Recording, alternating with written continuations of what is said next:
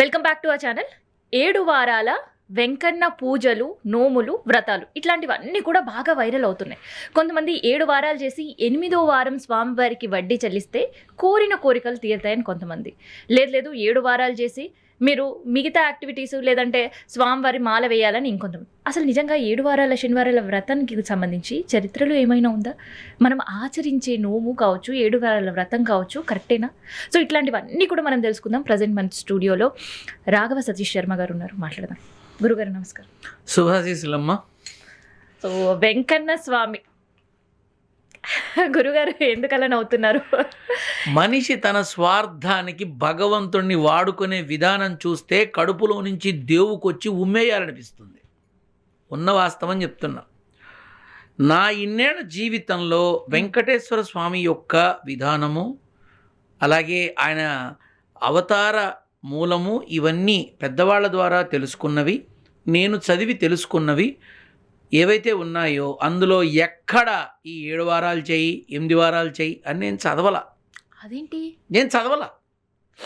YouTube ఉంది కదా అని ఎవ్వరు పడితే వాళ్ళు ఎలా పడితే అది పెట్టేస్తున్నారు.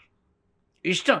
ఇప్పుడు వెంకన్న 7 వారాల వ్రతం చేసి 8వ వారం మొక్కు తీరిస్తే మొక్కు తీరుతుంది, మొక్కు చెల్లిస్తే కోరిక తీరుతాయని అన్నారు. మరి మిగతా గాళ్ళంతా కూడా ఖాళీగా ఉండాలిగా.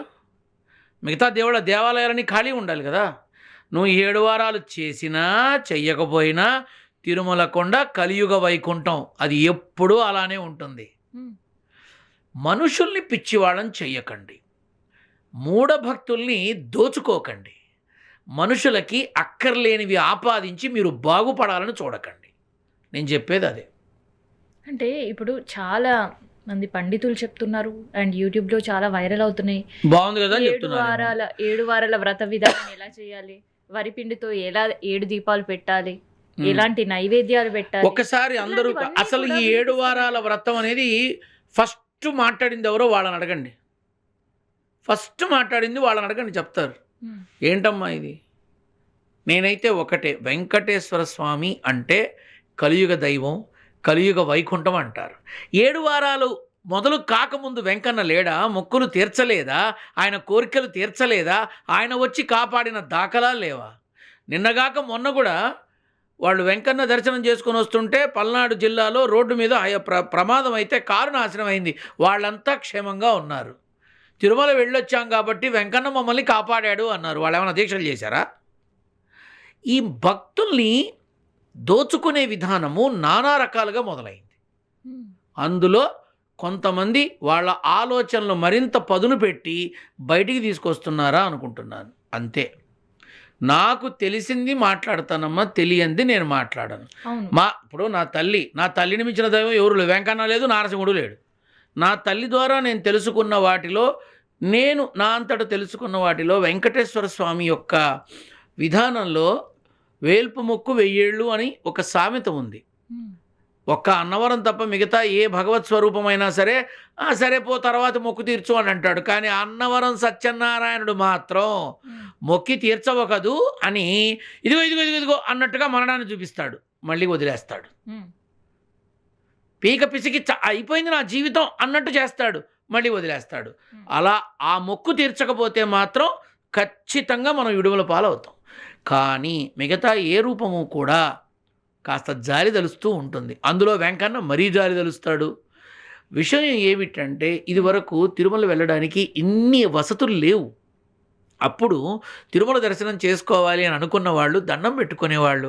వెంకన్న నీ దర్శనం చేసుకోవాలని ఉంది, పైకమా అంత లేదు, కాస్త నీ అనుగ్రహం కావాలి, మేము నీ మొక్కుకొని యాచన చేసి, అంటే ఒక 7 వీధులో 8 వీధులో 10 వీధులో లేదు ఒక వారం రోజులో యాచన చేసి ఆ వచ్చిన ధనంతో నీ యాత్ర మొదలుపెట్టి నీ దగ్గరకు వచ్చి నీ దర్శనం చేసుకొని నీ ముడుపు చెల్లించుకుంటామని దండం పెట్టుకొని వెంకటేశ్వరుడి పళ్ళెం అని అనుకొని వాళ్ళు అలా చేస్తారు. ఇది తెలుసు నాకు, ఇది నేను చూశాను, చాలామంది చేయడం కూడా చూశా. అలా ఎన్ని రోజులు? అది వాళ్ళ ఇష్టం. వాళ్ళు అనుకుంటారు, ఇవో మా అమ్మాయి పెళ్ళి అయిపోయింది, ఒక 7 రోజులు నేను ఇలా చేసి వస్తాను, అది కొంతమంది ఏంటి వాళ్ళ ఇంటి దగ్గర నుంచి ఇన్ని రోజులు ఇలా నడుస్తాము, ఇన్ని కిలోమీటర్లు నడుస్తాము, ఇలా యాచనతో చేసి భక్తితో, ప్రేమ, భక్తి ప్రేమ నమ్మకం వీటితో అలా చేయడం నేను చూసా.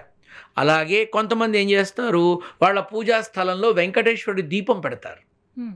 అంటే ఒక మూకుడులో చక్కగా ఒత్తి వేసి నూనె వేసి దీపం పెడతారు. వెంకటేశ్వర స్వామి చరిత్ర చదవడం మొదలు పెడతారు. అది అయిపోయిన తర్వాత చక్కగా కుటుంబ సమేతంగా అందరూ కలిసి ఆ స్వామికి ఆ దీపానికి నమస్కారం చేసుకొని వెళ్ళి పసుపు మొక్కు అంటే దాన్ని ఏదైతే హుండీలో సమర్పించాలి అనుకుంటారో ఆ ముడుపు పసుపు వర్ణం బట్టలో పెట్టి అది తీసుకొని వెళ్ళి అక్కడ ముడుపు చెల్లిస్తారు. ఈ రకమైనటువంటి ఒక భక్తి తత్పరత యాత్ర అనేది వాళ్ళు చేస్తారు. ఇది నేను నా చిన్నతనం నుంచి చూస్తూనే ఉన్నా. ఈ వెంకటేశ్వర స్వామి చరిత్ర ఒక దీక్షగా చదవడం, వెంకటేశ్వర దీపంతో ప్రారంభించడం, యాత్రకి వెళ్ళి వచ్చిన తర్వాత తిరిగి దీపాన్ని నమస్కరించుకొని ఆ కొండెక్కేదాకా అలా ఉంచి ఆ తర్వాత ప్రసాదాలు స్వామివారి దగ్గర పెట్టి ఆరతిచ్చి నమస్కరించి ముడుపు చెల్లించి వచ్చావు నాన్న, ఇక నీదే భారం అని దండం పెట్టడం, ఇట్లా నేను చూశా. ఇలా కొన్ని వీధులు వెంకటేశ్వరుడి పళ్ళెమని అర్చన చేసి యాచన చేసి వెళ్ళడం చూశా. ఇన్ని కిలోమీటర్లు నడుచుకుంటూ వెళ్ళి అక్కడ మళ్ళీ యాత్ర మొదలుపెట్టిన వాళ్ళని చూశా. ఇది నాకు తెలుసు. రీసెంట్గా చాలామంది వాళ్ళని నమ్మిన వాళ్ళతో ఇవి చేయించడం మొదలుపెట్టారు. మేమే దగ్గరుండి చేయిస్తామంటారు కొంతమంది. ఎవరి నమ్మకాలు వాళ్ళవమ్మ. వాళ్ళు చెప్పారు, వీళ్ళు చేస్తున్నారు, ఇది వాళ్ళ నమ్మకం. కాకపోతే నాకు తెలిసి నేను వినలేదు, నేను చూడలేదు, నాకు తెలియదు. చరిత్రలో ఎక్కడైనా ఉందా? నేను చదవలేదు. చదివి చచ్చాను, చరిత్రలు చదివాను. ఈ చరిత్రలని పక్కన పెట్టమ్మా. నా తల్లిని మించిన ఇంకొక టీచర్ ఉంటారా నాకు? నా తల్లి నాకు నేర్పించిన విధానాల్లో ఏ సమస్యకి ఏ భగవత్ స్వరూపాన్ని పట్టుకుంటే పరిష్కారం దొరుకుతుందో నా తల్లి దగ్గర తెలుసుకున్నా. అందుకే నా దగ్గరకు వచ్చే వాళ్ళకు కూడా నేను ఒకటే చెప్తా, నన్ను నమ్మితే బూడిదే, నేను మనిషిని, భగవంతుని నమ్మండి, బంగారం అవుతుంది జీవితం అని చెప్తా. వాళ్ళ సమస్యని బట్టి ఏ భగవత్ స్వరూపానికి అర్చన చెయ్యాలి అనేది తెలియబరుస్తాను. అవి జరుగుతాయి కాబట్టి. అలా కూడా ఉంటుందా గురుగారు? ఉంటుందమ్మా, ఖచ్చితంగా ఉంటుంది. ఆ సమస్యను బట్టి ఆ యొక్క భగవత్ స్వరూపాన్ని అంటే అందరు దేవుళ్ళు ఒకటేనమ్మా. ఇప్పుడు ఇంజనీర్ దగ్గరికి వెళ్ళి నాకు చెయ్యి నొప్పిగా ఉంది, విరిగింది చెయ్యి, కట్టమంటే కడతాడా? కట్టడు. డాక్టర్ దగ్గరికి వెళ్ళాలి. ఇల్లు కట్టుకోవాలనుకుంటున్నావు, ఇంజనీర్ దగ్గరికి వెళ్ళాలి.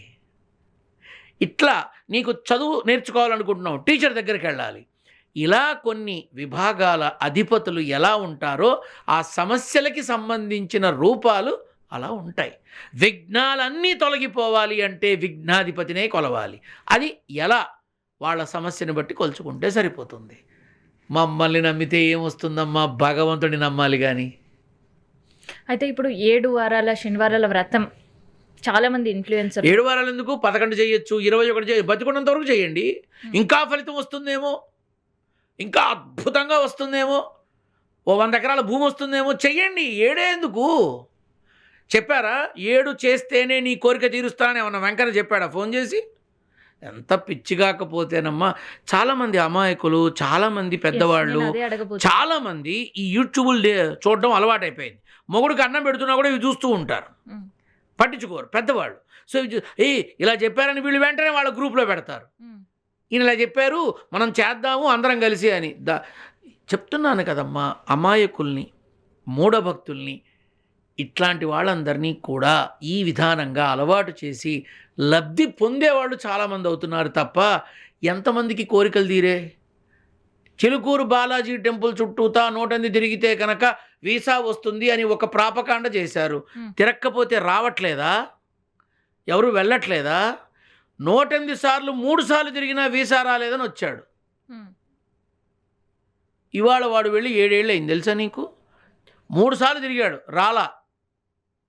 కానీ నువ్వు చేసిన కష్టం, నువ్వు తిరిగిన ప్రదక్షిణలు నీకు బ్రహ్మాండమైన ఐశ్వర్యాన్ని ఇస్తాయి, కొంచెం ఓపిక పట్టు అని చెప్పిన తర్వాత ఆ సమస్యకి పరిష్కారం ఏదైతే తెలియపరిచానో ఏం చేయాల, వాళ్ళ అమ్మా నాన్నగారికి ఏం చేయాలో చెప్పా. వాళ్ళ అమ్మా నాన్నగారికి వీడు చేసిన 7 రోజుల్లో అయిపోయింది. వెంకన్న దర్శనం చేసుకొని ఫ్లైట్ ఎక్కువ అన్నా, అంతే.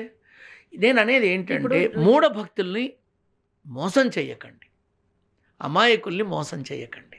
ఏమనిపిస్తుంది ఇట్లా వెంకన్న స్వామి దర్శనాలకు వెళ్ళే వాళ్ళని చూసినాం, కాలినడకన వెళ్ళిన వాళ్ళని చూసినాం, నిలువుగా స్వామి వారికి ఉన్నాయన్ని కూడా అర్పించి భక్తితో నిలువు దోపిడి మళ్ళీ ఇవన్నీ తల తెలుసమ్మా. వెంట్రుకలు ఇవన్నీ ఇచ్చే వాళ్ళని చూసాం. కానీ ఇప్పుడు ఇట్లా 7 వారాల వ్రతాలు చేయాలి, చేస్తే కోరికలు తీరుతాయి అని ఆ వీడియోస్ విన్నప్పుడు కావచ్చు, నిజంగా అవి నమ్మి భక్తులు చేస్తున్నప్పుడు కావచ్చు, చేస్తారమ్మా. ఏమనిపిస్తుంది గురుగారు?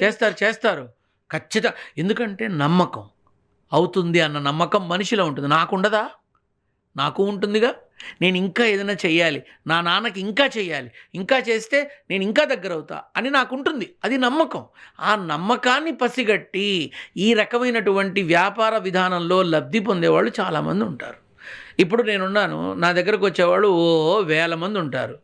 వాళ్ళ సమస్యకి తగిన విధంగా చెప్తా, కానీ నువ్వు ఇది చెయ్యి, నువ్వు అది చెయ్యి నేను చెప్పను. తప్పు, మోసం చేయకూడదు. అంటే ఇప్పుడు 7 వారాల శనివారాల వ్రతం అది కూడా వాళ్ళ మోసమా? ఇష్టం అమ్మ, అది వాళ్ళ ఇష్టం. కానీ చరిత్రలో అయితే లేదు ఎక్కడ. నేను వినలేదు, వెంకటేశ్వర నేను స్వామి చదవలేదు. చరిత్రలో లేదు. నేను వినలేదు, నేను చదవలేదు, నాకు తెలియదు. ఏనాడు నా తల్లి నాతో ప్రస్తావించలేదు. నేను ఇప్పుడు మీ ద్వారా చెప్తున్నా, 7 వారాలు ఏముంది, 70 వారాలు చేయండి, 21 వారాలు చేయండి, బతికున్నంత కాలం చేయండి. వెంకన్న వద్దన్నాడా? లేదు కదా. వారాల వ్రత దీక్ష చేసిన వాళ్ళే వెళ్తున్నారా బాలాజీ దర్శనానికి? This is called what I mean to say, అవతల మనిషి యొక్క అవసరాన్ని, బలహీనతని, నమ్మకాన్ని దయచేసి సొమ్ము చేసుకోకండి. నిజాయితీగా ఉండండి, అంతే. గురుగారు